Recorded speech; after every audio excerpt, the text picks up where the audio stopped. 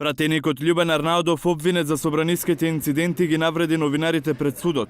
Одби да даде изјава, освен ако не му биде платено. Изјава давам за 50 евра само.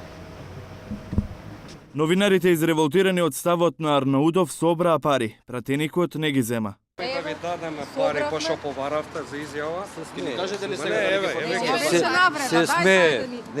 Не е така. Се обидовте да не навредите? Не е точно, се обидов да се насмеам и да дадам порека за други луѓе.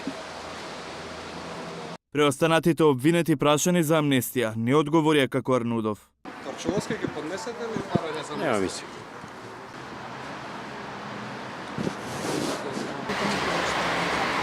Лиевски изјава имате за амнестија? Дате ви го сакувам.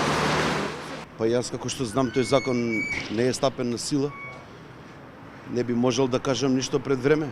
Доколку стапи на сила брзо иднина, планирате ли да поднесете? Тоа со бранителот.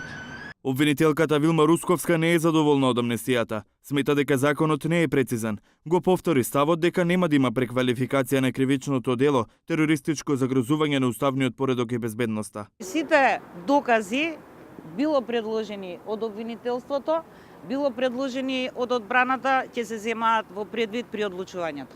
Ако некој е организатор, тој одговара и за делата кои ги сториле тие што тој ги организирал.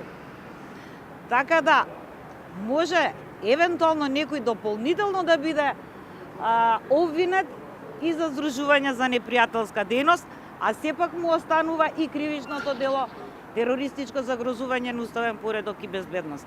Токму за кривичното дело здружување заради непријателска дејност нема да има амнестија. Обвинетите Јане Ченто и Игор Јук од судница најавија дека нема да бараат политичка слобода.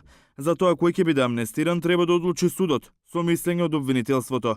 Доказите на Александар Василевски Нинџа не се прифатени, бидејќи се нелегално снимени. Агенцијата за разузнавање не ги декласифицираше документите предложени од Мунир Пепик. Судењето за собраниските инциденти се одложи за утре, бидејќи на Митко Чавков му треба време да ги разгледа доказите кои МВР ги декласифицираше.